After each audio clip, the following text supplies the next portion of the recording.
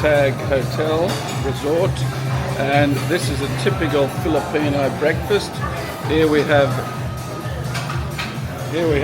bittergourd, and we have noodle type they call bihon guisado.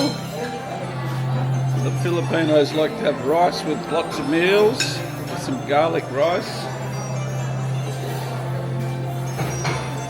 then some chicken chipolata,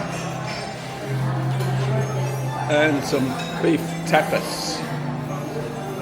Then you've got your pikelets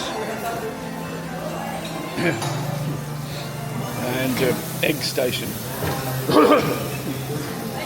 Morning, sir. Could I have 2 omelettes? One with the lot and one with the lot with no mushrooms. No mushroom, then the other one? With everything. With everything. Yep. And could I have them well cooked? Well cooked, turned over and well cooked.